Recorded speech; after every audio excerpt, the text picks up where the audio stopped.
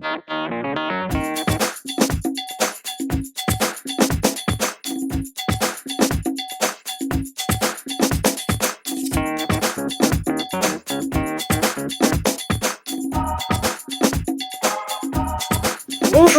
Bonjour. Je viens prendre des nouvelles du professeur Vastel qui a été opéré hier de la prothèse de hanche. Il va très bien. Est-ce qu'il a des douleurs? Non, pas trop, mais je lui ai donné du Doliprane et du Ketoprofen ce matin. Est-ce qu'il s'est levé déjà? Oui, il a même marché dans le couloir. Combien de mètres?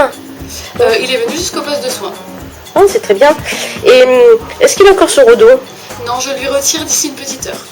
D'accord, bah Il écoutez, sortira ensuite. on va aller le voir.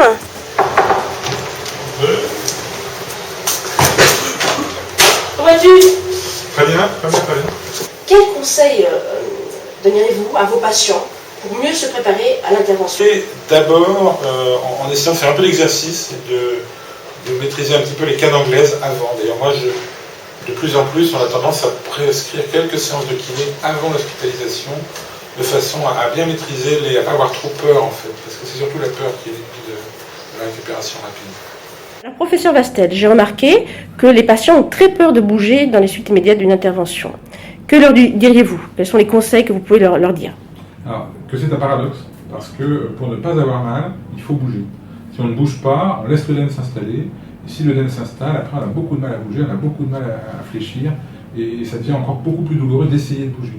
Et donc dès qu'on sent la douleur monter, il faut tout de suite bouger, et on s'aperçoit d'ailleurs tout de suite, quasiment instantanément, que la douleur a tendance à diminuer progressivement.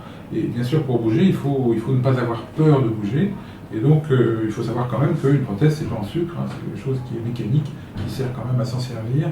Et donc, pour la déboîter en particulier, il faut quand même faire des mouvements extrêmes. On ne déboîte pas la prothèse en faisant juste un petit mouvement dans le lit. Ça n'existe pas. Donc, il ne faut pas avoir peur de bouger. Et puis après, il faut voir après aussi la technique qui a été utilisée pour mettre la prothèse en place, parce que les techniques, en tout cas celles qu'on utilise nous ici à Garches, c'est une voie antérieure. Et donc, en fait, on peut parfaitement fléchir la jambe sans aucun risque de déboîtement, aucun risque de luxation. Et on peut donc, si on écarte un petit peu la jambe et qu'on fléchit, en fait, la prothèse elle est inluxable, indéboîtable. Et donc, moi, je peux très bien aller tout de suite chercher mes chaussures, vous voyez. J'ai mis mes chaussettes de contention tout seul. Parce que, en fait, si on se met dans cette position-là, si on écarte la jambe et qu'on fléchit, il n'y a absolument aucun danger de déboîter la prothèse. Donc vous voyez qu'on peut très bien bouger là, vous voyez, moi je bouge, voilà, je suis opéré hier, globalement ça va très bien. Je vais prendre mes cannes pour faire comme il faut, hein, mais globalement on peut déjà quasiment être en appui complet. Globalement on est plutôt mieux debout que assis. Là, je suis surtout en appui sur la jambe qui n'a pas été opérée, bien sûr. Hein. Donc je vais pouvoir éventuellement m'asseoir. Et c'est vrai que une jambe c'est très long, donc ça fait un bras de levier qui est très important, ça fait des grosses contraintes sur l'articulation, et donc ça peut faire mal. Et en même temps, quand on a mal, du coup, on peut un peu perdre le contrôle et faire à ce moment-là des mouvements qui soient potentiellement dangereux. Et donc, le plus simple, c'est de glisser le pied de la jambe qui n'a pas été opérée, ta jambe saine, en tout cas qui n'a pas été opérée, sous la jambe, et on cède comme ça. Et après, hop. Voilà. Et pour, si je veux redescendre, je fais la même chose. Je remonte dessus, et hop. Et ça, c'est une façon de ne pas avoir le bras de levier sur la racine du cuisse, parce que ça fait sinon des contraintes importantes sur les muscles, et c'est quand même, bon, à J1, on est quand même un peu sensible encore, ce qui est normal. Alors, finalement, y a-t-il des mouvements qu'on ne peut pas faire dans les jours qui suivent l'intervention? Est-ce qu'il y a des mouvements qui sont totalement interdits ou pas? Alors, ce qu'il faut retenir, c'est que les mouvements extrêmes, c'est effectivement, si je pousse très fort sur ma jambe et que je vais à 130 degrés de flexion, je peux réussir à déboîter la prothèse. Mais sinon, en pratique, il y a très peu de mouvements interdits. Il y a des mouvements interdits qui sont liés à la technique utilisée. Par voie postérieure, qui n'est pas celle utilisée ici, c'est vrai que la flexion et la rotation sont un petit peu dangereuses, donc on est souvent beaucoup plus prudent. Et c'est souvent d'ailleurs plus délicat de faire récupérer les gens très rapidement. Par contre, par la voie antérieure qu'on utilise à Garches, encore une fois, à part l'hyperextension, c'est-à-dire les gens qui éventuellement essaient de s'étirer en envoyant le genou vers l'arrière, en arrière du plan du dos, et qui là peut déboîter la prothèse vers l'avant justement. Il n'y a pas de mouvement interdit. Hein. On a très peu de contraintes sur les mouvements. On peut éventuellement, pour être vraiment tranquille, et en plus c'est un petit peu antalgique, ça diminue la douleur, donc c'est bien, mettre un petit traversin, comme moi j'ai fait, vous voyez, sur les genoux pour passer la nuit. C'est à la fois beaucoup plus confortable et on est absolument certain que dans cette position-là, il ne peut rien arriver à la prothèse. Oui, alors, après une prothèse de hanche, on utilise des cannes ou des ambulateurs pour certaines personnes. Qu'est-ce que vous leur conseillez? Est-ce qu'il faut, à quel moment on passe à une canne ou à plus de canne du tout? Alors pour la majorité des patients, maintenant, ils ont des prothèses sans ciment. Donc en fait, la mise en appui est plutôt un facteur qui accélère encore l'ossification, donc la fixation de la prothèse. Donc il n'y a absolument pas de retenue mécanique ou de danger pour la prothèse à abandonner ces cannes. Par contre, bien sûr, après, il y a un problème de contrôle musculaire. C'est-à-dire que si on est un peu maladroit et qu'on risque de tomber, à ce moment-là, il faut garder les cannes le temps qu'on retrouve un peu une certaine assurance. Voilà. Mais sinon, on peut faire quelques pas d'emblée sans canne, sans grand danger.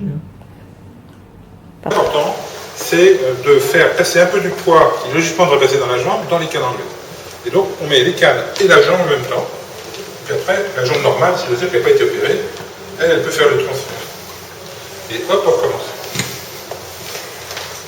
Et ça permet de diminuer le poids qui passe dans la jambe opérée de plus de 50%. Là, je fais un appui contact.